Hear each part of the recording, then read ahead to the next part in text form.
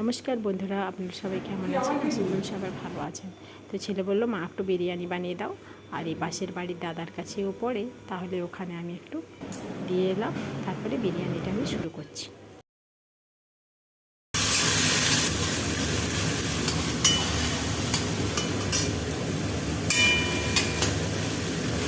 রান্না করতে করতে একবার দেখে আসি, যে পোড়াচ্ছে সেটা হচ্ছে আমাদের অঙ্কুর দাদা হয়।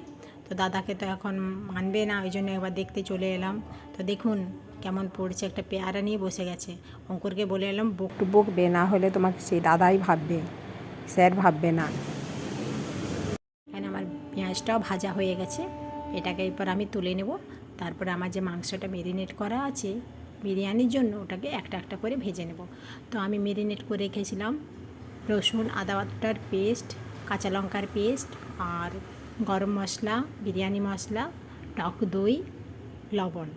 আর এইদিকে আমার বিরিয়ানিটার ভাতটা হয়ে গেছে, তো ওটাই আমি ভেজে রাখা পেঁয়াজগুলো ছড়িয়ে দিলাম। আর এখানে কাজু আর দুধ আর কাজুটাও এখানে আমি দিয়ে দিলাম। তার সাথে গরম মশলা দিয়ে দিলাম, বিরিয়ানি মশলা দিয়ে দিলাম।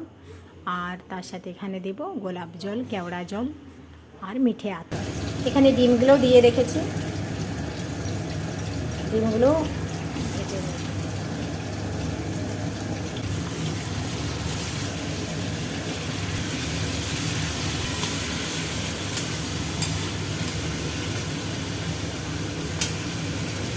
হাঁড়িতে ঘিটা দিয়ে দিলাম।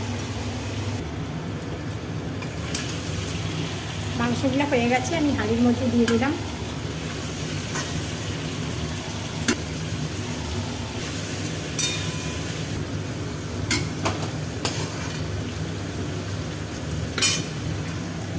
আর এখানে মেরিনেট করা গ্রেভিটাও দিয়ে দিলাম।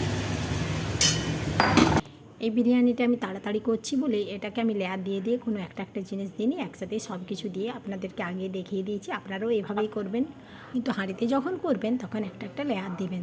তো আমি সব কিছু মিশিয়ে রেডি করে রেখেছি। আর নিচে হাঁড়ির মধ্যে আগে ঘি দিয়ে দিয়েছি, তারপরে আমি মাংসগুলো চাপিয়ে দিয়েছি একটা একটা করে। আর ডিমটা আলুটা একটু উপরে করে দেবো, রেখে দিয়েছি হাঁড়ির মধ্যে, কিন্তু ওটা উপরে করে দেবো। ডিমটা উপরে না রাখলে যখন বিরিয়ানিটা হবে বার করবো তখন ভেঙে যাবে। তো ওগুলোকে ওই যে মশলাটাকে আমি গ্রেভিটাকে করেছি এটা ওই উপরে আমি দিয়ে দেব। এটাই আমি চারদিকে আটা দিয়ে দিয়েছি, ময়দা দিয়ে দিয়েছি। এটা দিয়ে আমি ঢাকা দিয়ে গরম কড়াইয়ের মধ্যে বসিয়ে দিয়েছি।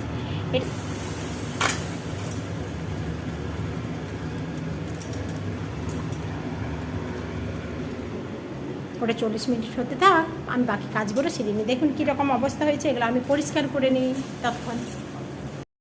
তো মোটামুটি আমার পরিষ্কার হয়ে গেছে, এখনও ভালোভাবে হয়নি, কারণ খাওয়ার পর ভালোভাবে পরিষ্কার করব। এখন তো বিরিয়ানিটা দিয়ে দিই, তারপর এখানটা ভালো করে পরিষ্কার করব। তো বিরিয়ানিটা নিয়ে আমি ওই ঘরে চলে যাই, ওখানে আমি প্লেটে প্লেটে সাজিয়ে নেব। তো আমার ছেলে বিরিয়ানি খেতে খুবই ভালো লাগে, ওর জন্য মাঝে মধ্যেই বিরিয়ানি আমাকে বানাতে হয়।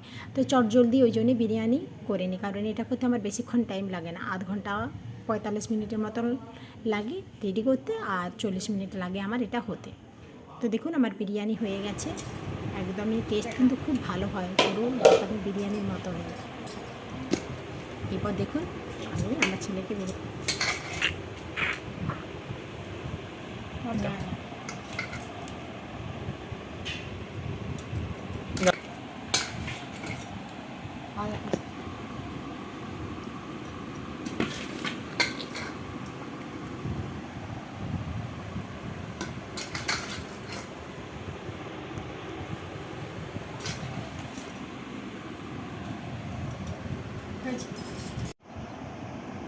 এরপর আমি আর আমার ছেলে খেতে বসলাম।